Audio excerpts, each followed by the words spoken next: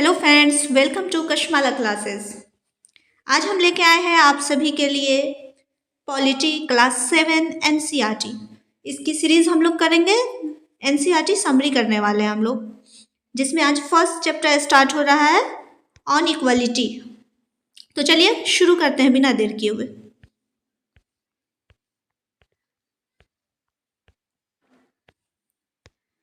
Equality is an important principle which is enunciated in Indian Constitution. The Indian Constitution guarantees equality to all citizens irrespective of their caste, class, creed and gender. Equality जो है, हमारा जो संविधान है, हमारा जो constitution है, वो अपने सभी सिटीजन्स को प्रोवाइड करता है और वो कोई भी भेदभाव नहीं करता है, न कास्ट के बेसिस पे, न क्लास के बेसिस पे, ना ही क्रीड के बेसिस पे और ना ही जेंडर के बेसिस पे। तो चलिए देखते हैं equality and the Indian constitution. आज हमारा मेन टॉपिक तो यही है। Equality refers to the state of being equal. Several kinds of inequalities exist in our society today. हमारा कॉन्स्टिट्यूशन हमें इक्वलिटी देता है, फिर भी हमारी सोसाइटी में आज भी बहुत सारी असमानताएं यानी इनइक्वालिटीज़ है, बहुत सारी। और इसमें जो है one of the most striking inequalities which exist in our country is based on the caste system. Caste system के हिसाब से भी हमारे यहाँ बहुत ही इनइक्वालिटी है। अगर इसको हम लोग ख़त्म करने की कोशिश करें तब जाके सही मायने में हम इक्वलिटी ला पाएंगे अपने समाज में, अपनी सोसाइटी में। इसके अलावा भी बहुत सारी इनइक्वालिटीज़ हैं। Economic, religious and gender inequalities are some other forms of inequalities. हम लोग इकोनॉमिकली या रिलीजियस या जेंडर बेस पे भी बहुत सारी इनइक्वालिटीज देखते हैं।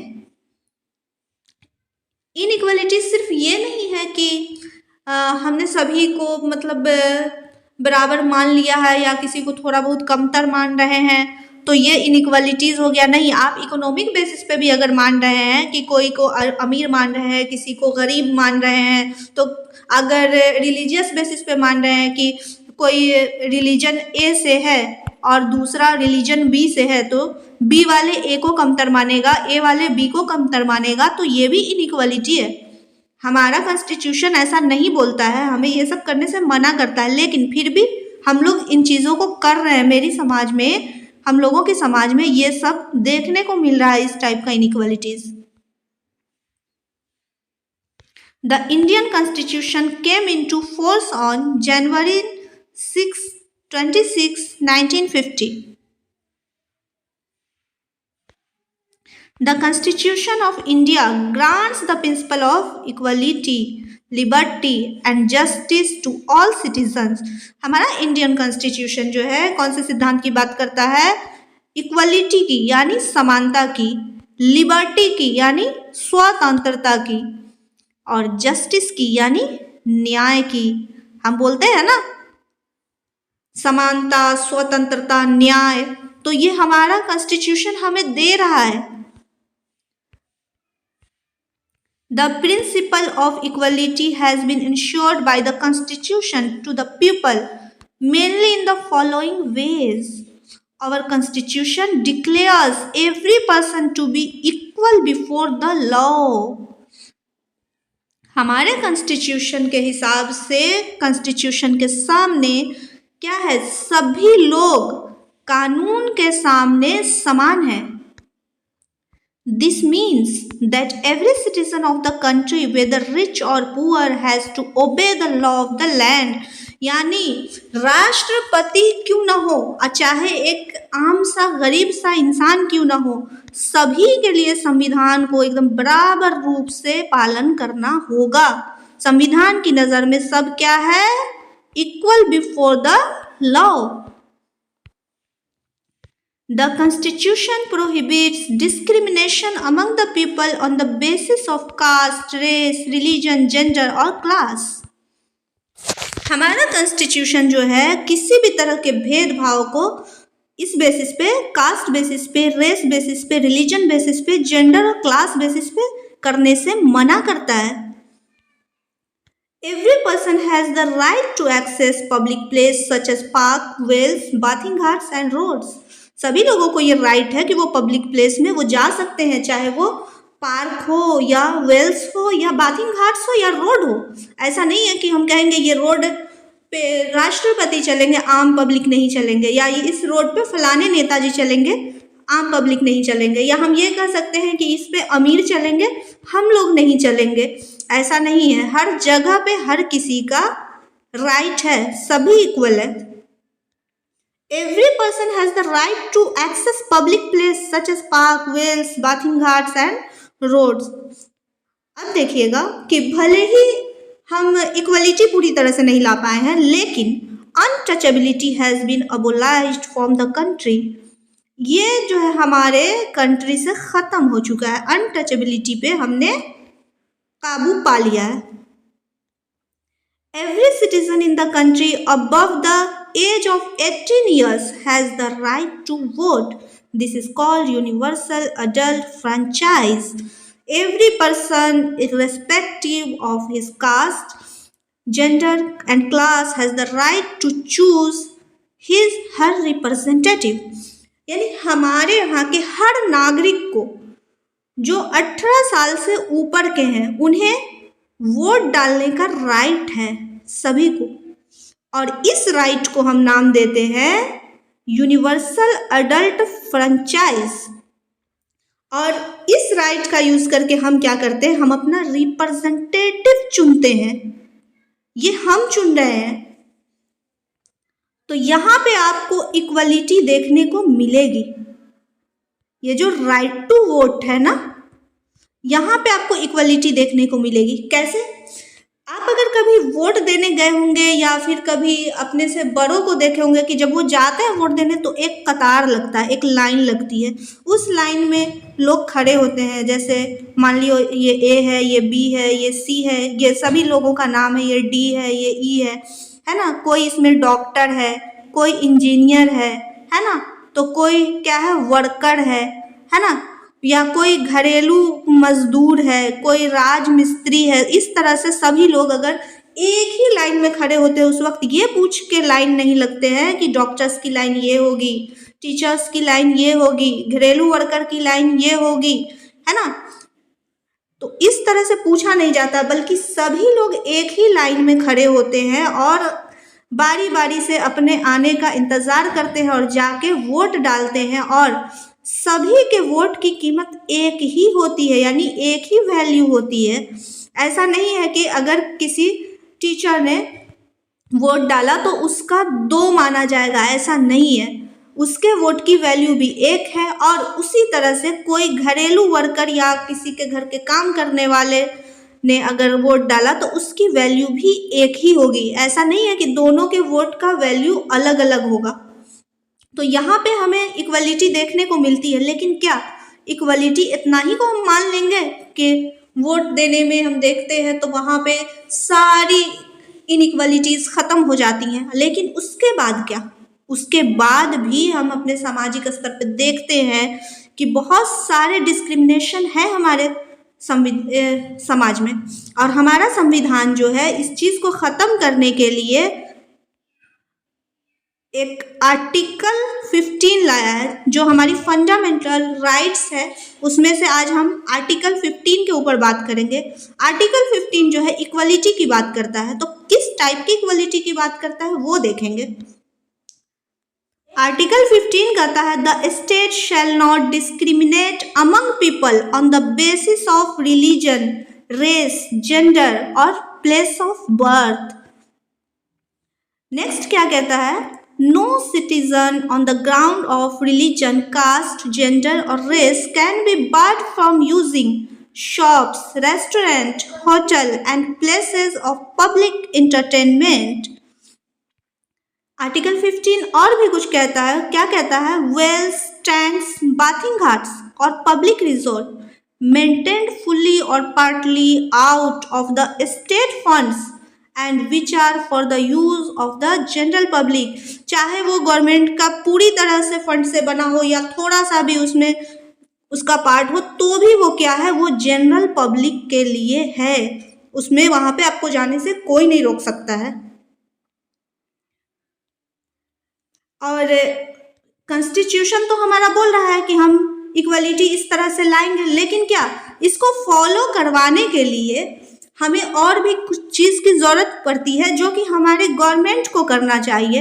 गवर्नमेंट क्या करती है कि कॉन्स्टिट्यूशन तो है ही, लेकिन साथ साथ कुछ लॉज भी बनाती है जिससे इक्वलिटी को लाया जा सके। कुछ लॉज का भी यहाँ पे आगे हम देखेंगे कि क्या है, कैसे करती है। एक तो हो गया by making and passing laws, और दूसरा हो गया बाय इनिशिएटिंग वेरियस प्रोग्राम्स और scheme which aim at the helping disadvantage and backward sections of society.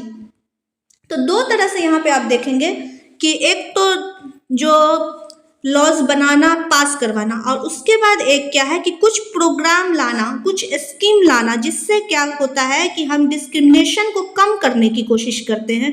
Discrimination कम करेंगे तो इक्वलिटी अपने आप आएगी। और इसका बहुत खूबसूरत एग्जाम्पल है मिड डे मील स्कीम। यहाँ देखिए, an example of one such scheme is the mid day meal scheme. Under this scheme, the government has to provide children in elementary schools with cooked lunch. इस scheme में क्या होता है कि government जो है एलिमेंट्री स्कूल में cooked lunch provide कराती है, जिससे क्या होता है कि कुछ बच्चे जो होते हैं, जो जिन्हें खाना नहीं मिलता था, तो वो गरीबी के कारण अगर नहीं मिलता था, तो वो इस वजह से भी स्कूल में एडमिशन लेना शुरू कर देते हैं कि उन्हें एक टाइम का खाना भी मिलेगा। और भी बहुत सारी चीज़ें हैं जिसको हम आगे टॉपिक वाइज करेंगे। तो ऐसा करने वाला Tamil Nadu was the first state in India which introduce this scheme. Tamil Nadu सबसे पहला स्टेट है जिसने मिड डे मील स्कीम अपने यहाँ लगाया। उसके बाद क्या होता है कि इन 2001 the Supreme Court directed all the state government to implement midday meal scheme। Supreme court ने क्या कहा, 2001 में सुप्रीम कोर्ट ने सभी स्टेट गवर्नमेंट को आदेश दिया कि 6 महीने के अंदर आप लोगों को भी मिड डे मील स्कीम अपने यहाँ इम्प्लीमेंट करना होगा। इसके बाद सभी जगह मिड डे मील स्कीम, आज भी आप देख रहे होंगे कि आपके यहाँ जो भी गवर्नमेंट स्कूल होगा वहाँ दोपहर का खाना उपलब्ध कराया जाता है। इसी स्कीम का नाम है मिड डे मील स्कीम। इस प्रोग्राम को लाने से क्या क्या फायदा हुआ वो देखेंगे। This program has proved beneficial in the following ways. Many poor children have not only been enrolled in the school by their parents but also attend school regularly।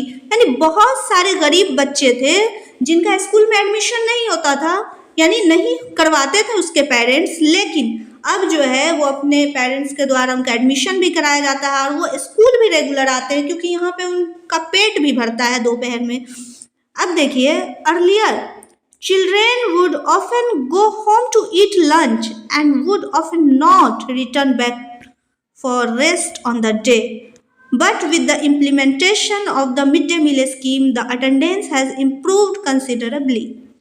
क्या होता है कि कुछ स्टूडेंट स्कूल आ भी जाते थे, तो आने के बाद वो लंच ब्रेक में क्या करते थे, घर चले जाते थे। अब घर चले जाने के बाद वो फिर लौट के नहीं आते थे। लेकिन मिड डे मील स्कीम आने से क्या हुआ कि बच्चे घर नहीं जाके दोपहर का भोजन वो क्या करते हैं, स्कूल में ही कर लेते हैं। तो इससे स्कूल में भी बच्चे का टिकना शुरू हो गया। ये दूसरा फायदा हुआ मिड डे मील स्कीम का। Working mothers of children now do not have to interrupt their work for feeding the children. और एक और चीज़ हुआ कि वर्किंग वुमन जो होती थी वो उन्हें घर आना पड़ जाता था अपने बच्चों को खिलाने के लिए। तो इस स्कीम को आने के बाद क्या हुआ, वो इस टेंशन से फ्री हो गई, क्योंकि उनके बच्चे स्कूल में ही अपना मील ले रहे हैं। तो ये भी एक फायदा हुआ। इस स्कीम के और भी फायदे हैं।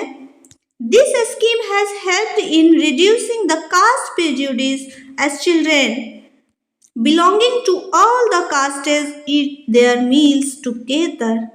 तो इस स्कीम के आने के बाद कास्ट प्रेजुडिस जो थी, यानी हम कास्ट बेसिस पे जो हम लोग का जो पूर्व धारणा पूर्वाग्रह जो बना हुआ था उसमें भी कमी आई है, क्योंकि इस स्कीम में सभी लोग साथ बैठ के खाते हैं, एक ही रो में खाते हैं, एक साथ बैठ के खाते हैं। अलग अलग कास्ट के लोग के बच्चे एक साथ बैठे होते हैं, जिससे क्या होता है कि हमारा कास्ट प्रेजुडिस कम होता है। Many Dalit women have been employed for cooking the food for the children। और इस स्कीम के जरिए कुछ दलित वुमन को भी कुकिंग के लिए उन्हें अपॉइंट किया गया, यानी कुछ एम्प्लॉयड है वो जो दलित वर्ग से आती हैं और वो खाना बनाती हैं और किसी भी वर्ग के लोग खाते हैं।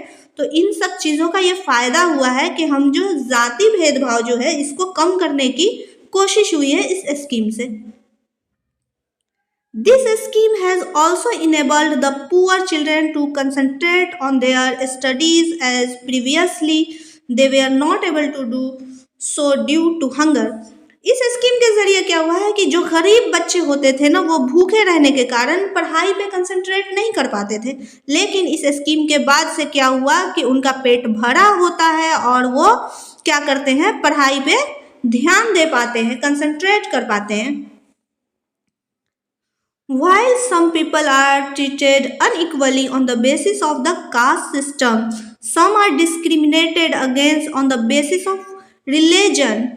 यानी कुछ लोग तो कास्ट सिस्टम पे भी भेदभाव झेलते हैं, यानी और कुछ लोग जो है रिलीजन बेसिस पे भी भेदभाव झेलते हैं।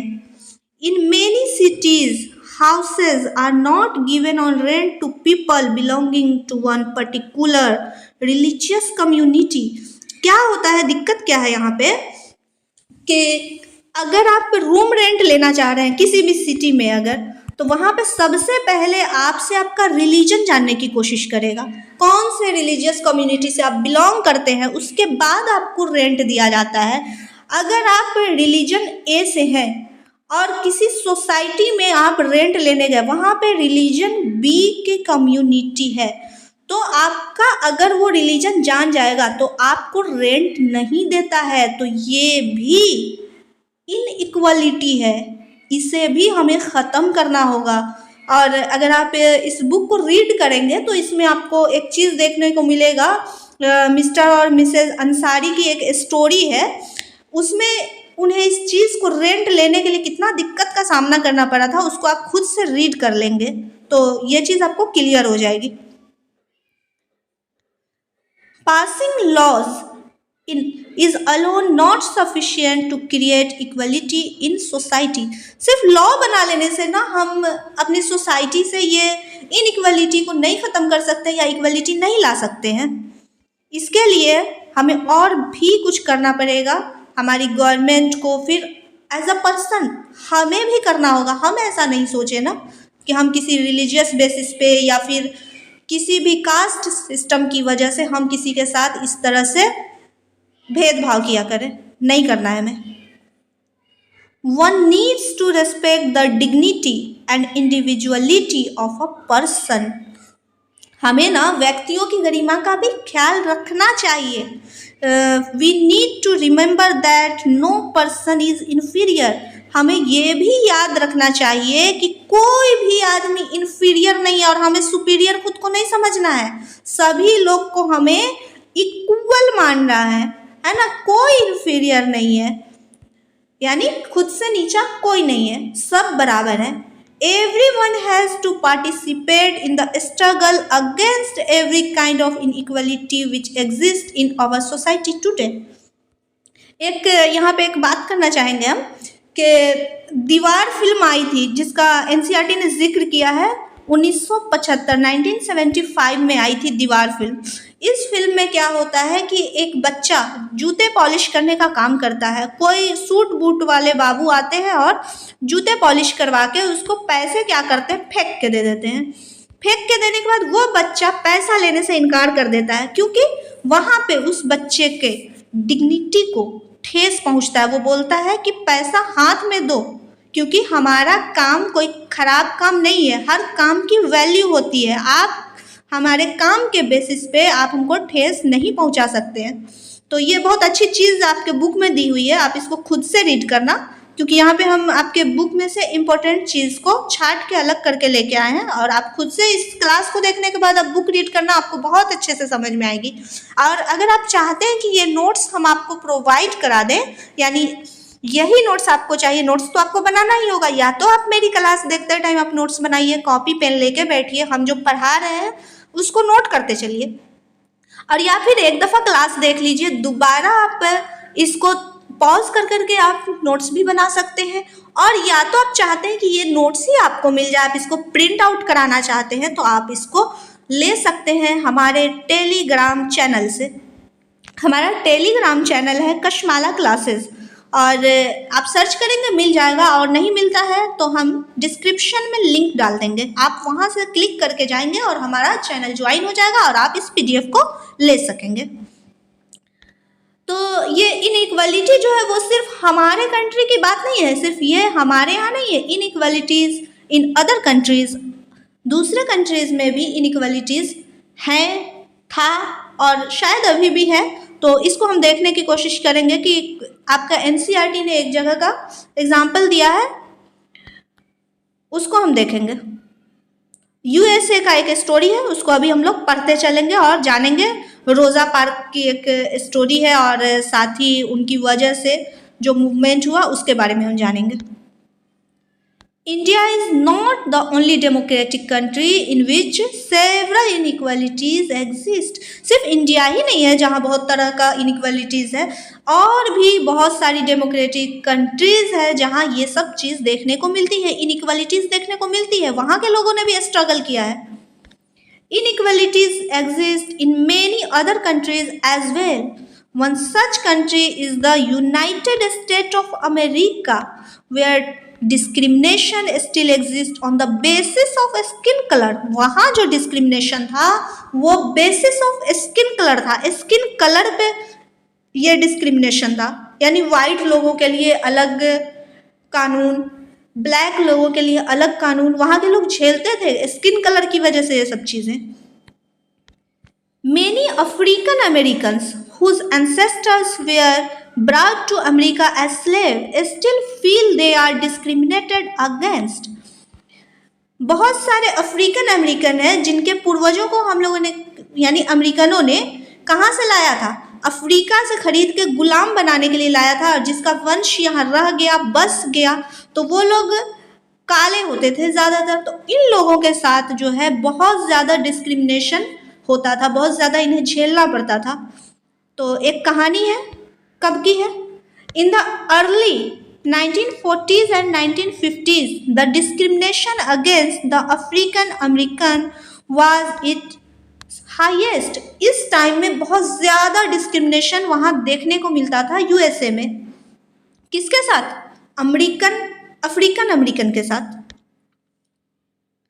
The Afro-American children could not study in the same school in which the children of the white American studied। क्या होता था कि जहाँ गोरे अमेरिकन के बच्चे पढ़ते थे वहाँ एफ्रो अमेरिकन के बच्चे को एडमिशन नहीं मिलता था, नहीं पढ़ सकते थे वहाँ। The Afro-American while traveling by bus had to either sit at the back of the bus or had to vacate their seat whenever a white person wanted to sit। जब ये लोग बस में भी ट्रैवल करते थे एफ्रो अमेरिकन, तो उन्हें उनके बैठने के लिए एक अलग सीट बैक में बनाई गई होती थी, उन्हें वहाँ बैठना होता था, या फिर अगर ये किसी सीट पे बैठे हैं, अगर कोई गोरा अमेरिकन वहाँ पे आके बैठना चाहता था तो इन्हें वो सीट छोड़ देना होता था। तो एक दिन की बात है, कब की बात है?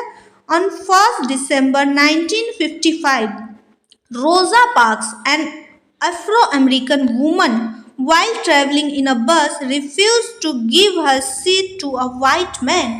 एक बार की बात है, 1 दिसंबर 1955 की बात है, रोजा पार्क नाम की एक एफ्रो अमेरिकन औरत थी, वो ट्रैवल कर रही थी बस में, और वो एक गोरा आदमी आता है और उनको सीट छोड़ने के लिए कहता है। तो ये बहुत थकी हुई थी, तो इन्होंने क्या किया कि सीट छोड़ने से मना कर दिया। Her refusal led to the beginning of a movement against the treatment which has meted out of the to the Afro-Americans.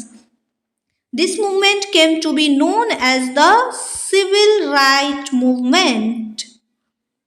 क्या हुआ, इनके इस रिफ्यूजल के बाद क्या हुआ कि अफ्रो अमेरिकन ने क्या गोरों के खिलाफ या इस इनइक्वालिटी, इस डिस्क्रिमिनेशन के खिलाफ क्या किया, एक मूवमेंट शुरू कर दिया। और इस मूवमेंट को हम लोग जानते हैं सिविल राइट मूवमेंट के नाम से।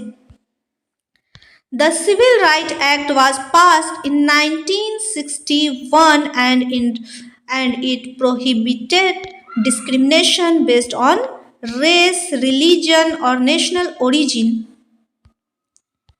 उसके बाद इस मूवमेंट के बाद एक्ट बनाया गया और ये एक्ट पास हुआ 1961 में। However, Afro-Americans are still being discriminated against since the larger part of the Afro-American community is poor. They are only able to afford government school which do not have many facilities. यानी आज भी क्या है कि Afro American की जो हालत है ना, वो आज भी गरीबों वाली हालत है। आज भी उनके बच्चे वहाँ नहीं पढ़ते हैं जहाँ जो है गोरे लोगों के बच्चे पढ़ते हैं, जैसे प्राइवेट स्कूल में नहीं पढ़ते हैं, है ना। उन्हें राइट मिल चुका है लेकिन वो प्रोवाइड नहीं करा पा रहे हैं। इसलिए प्रोवाइड नहीं करा पा रहे हैं कि वो लोग पुअर है, तो इसीलिए वो ज़्यादातर गवर्नमेंट स्कूल अपने बच्चों को दे पाते हैं या फिर ऐसा स्कूल जहाँ कम पैसे लगते हैं। तो आज भी उनकी स्थिति अच्छी नहीं है।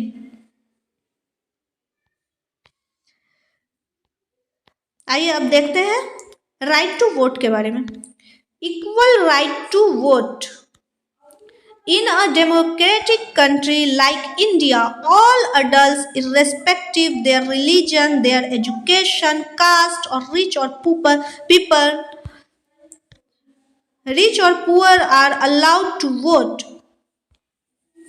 This is called universal adult franchise. यानी किसी भी डेमोक्रेटिक कंट्री में, जैसे इंडिया डेमोक्रेटिक कंट्री है, जी हाँ बिल्कुल है, तो इसमें सभी वयस्कों को यानी सभी अडल्ट्स को क्या है कि उन्हें वोट देने का राइट है और सभी का वोट जो है एक ही वैल्यू का है, ना उनको एजुकेशन, कास्ट और रिच और पुअर के हिसाब से अलग अलग वोट देने का नहीं है। सब एक ही साथ वोट देते हैं, एक ही लाइन में वोट देते हैं, सबके वोट की वैल्यू एक ही होती है। और इसी इक्वल राइट वोट को हम क्या बोलते हैं, universal adult franchise. The idea of universal adult franchise is based on the idea of equality. अब हम थोड़ा सा देखेंगे other kinds of equality. The poverty is one of main basis of inequality in India. हमारे यहाँ जो गरीबी है ना, वो भी इनइक्वलिटी का बहुत बड़ा यानी मुख्य कारण है। Apart from poverty, people in India experience inequality in different ways. अब लाइक क्या क्या? Caste is one of the more common form of inequality in India. एक वर्ड आता है दलित, हम लोग सुनते हैं, सभी सुनते हैं। दलित का मतलब क्या होता है? Lower caste still face discrimination in various ways. ये दलित लोग सबसे ज़्यादा जो है बहुत जगह पे जो है डिस्क्रिमिनेशन फील करते, फेस करते हैं वो। तो आज के क्लास से हम लोग समझे इनइक्वालिटी को। इक्वलिटी के बारे में हम लोगों ने डिटेल्स से देखा और इनइक्वालिटी को साथ साथ समझा। इनइक्वालिटी और डिस्क्रिमिनेशन को जब तक हम ख़त्म नहीं करेंगे इक्वलिटी नहीं आएगा। शुरू करते हैं इम्पोर्टेंट क्वेश्चन आंसर। तो मेरे बोलने से पहले आपको कमेंट बॉक्स में सारे क्वेश्चन का आंसर नंबर देके करना है। जैसे क्वेश्चन नंबर 1 अगर कर रहे हैं तो आप 1 का A B C ऐसे करके आंसर देते हुए चलेंगे। उसके बाद आप मिलाएंगे आपका कितना सही हुआ। फर्स्ट क्वेश्चन है universal adult franchise provides. Option A है right to vote to citizens above 18 years. Second है राइट टू स्टडी और थर्ड है right to stand in election. तो correct answer is right to vote to citizens above 18 years. Next question, in the late 1950s, a movement took place in USA for the equal rights of African American. It was option A civil movements, option B right movements, option C civil rights movement. तो correct answer is C. Question number 3,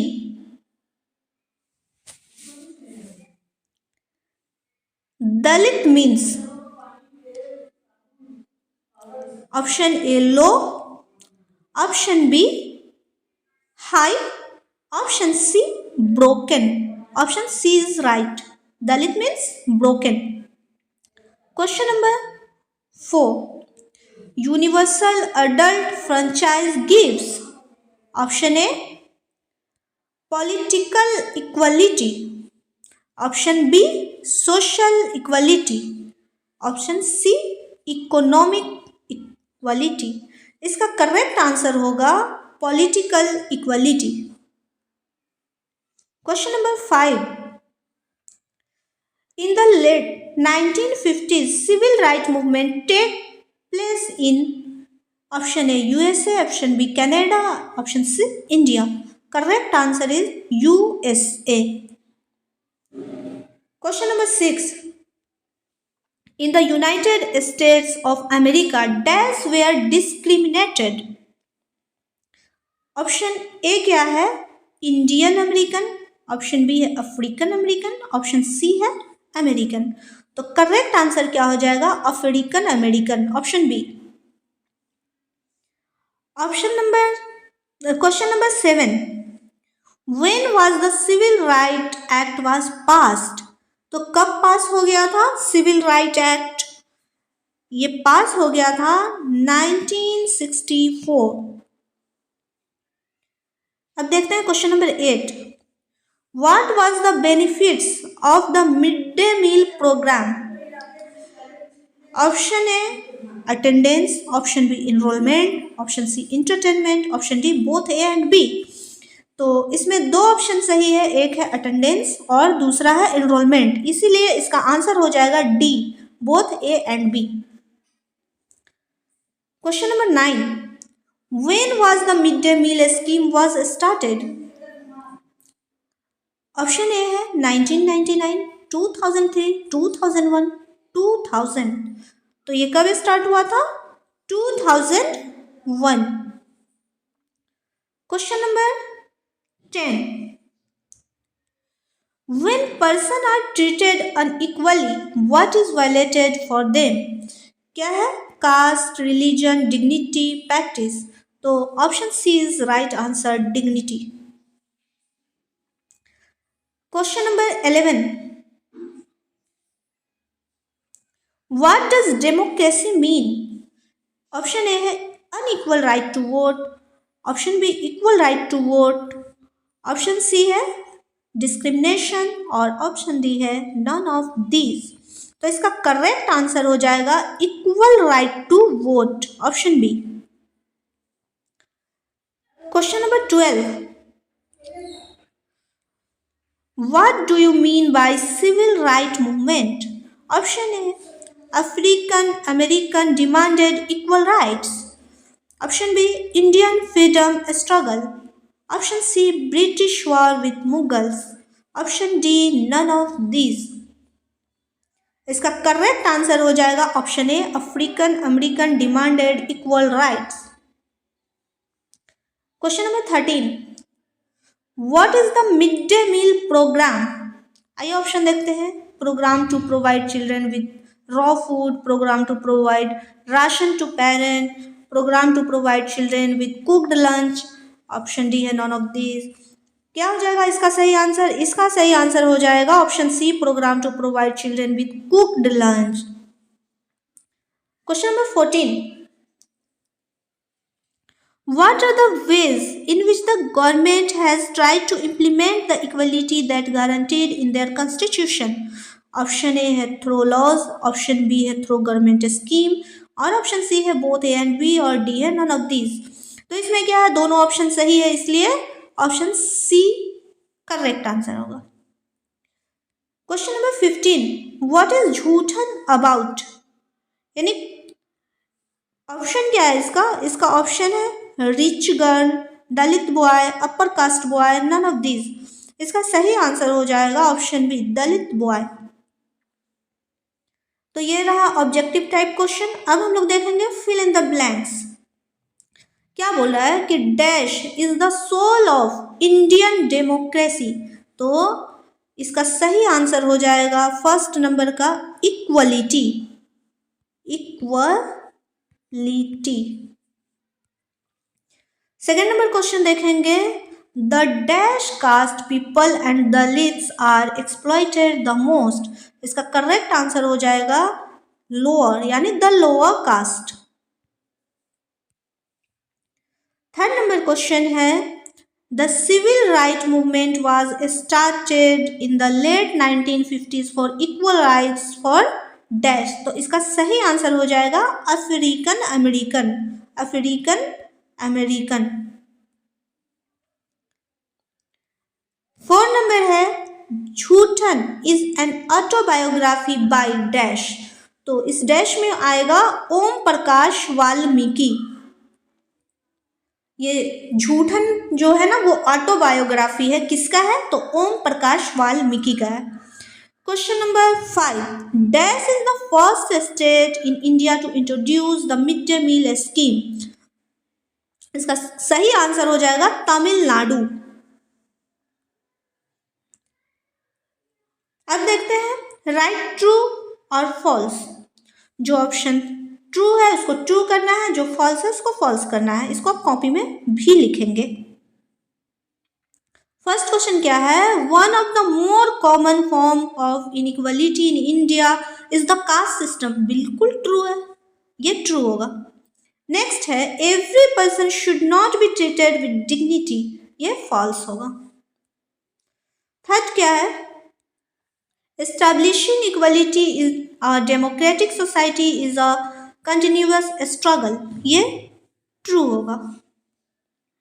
अब है very short question, ठीक है, तो उसका answer हम इसमें यहाँ लगाए नहीं है। ये आप लोगों का क्या है, होमवर्क है। इसको आपको क्या करना है, बनाना है, कॉपी पेन लेना है, क्वेश्चन लिखना है और सबका नंबर वाइज कई सारा क्वेश्चन हम आपको दे रखा है। 10 क्वेश्चन यहाँ है, फिर यहाँ 5 क्वेश्चन है और यहाँ 4 क्वेश्चन है, 5 क्वेश्चन है। तो आपको सभी क्वेश्चंस को अपने कॉपी पे उतारना है और उसके बाद उसका 1 by 1 आंसर करना है। ये आप लोग का होमवर्क है। इससे क्या होगा कि आपने जो पढ़ा है उसमें आपकी तैयारी बहुत ही अच्छी हो जाएगी। आप किसी भी एग्ज़ाम की तैयारी कर रहे हो, आप या तो क्लास 7 में हो तो भी ये चीज़ आपके लिए यूज़फुल है, या आप कोई अदर कम्पिटिटिव एग्ज़ाम की तैयारी कर रहे हैं उसके लिए भी आप ये क्लास आपका यूज़फुल रहेगा। चाहे वो वनडे एग्ज़ाम हो या कोई भी सेंट्रल स्टेट कोई भी गवर्नमेंट एग्ज़ाम हो, आपके लिए बहुत ही यूज़फुल रहने वाला है आज का क्लास। तो आप इसे कर लेंगे। और आप कैसे क्वेश्चन नोट करेंगे, तो आप वीडियो को पॉज करेंगे, क्वेश्चन को नोट करेंगे। अगर आप नहीं चाह रहे हैं इतना मेहनत करना तो ये आपको मेरे टेलीग्राम चैनल पे मिल जाएगा, वहाँ हमने इसे डाल रखा है। तो आज की क्लास में इतना ही। क्लास पसंद आई है तो लाइक कर दीजिएगा और आपको नेक्स्ट वीडियो मिले इसके लिए सब्सक्राइब कर दीजिएगा। Thank you.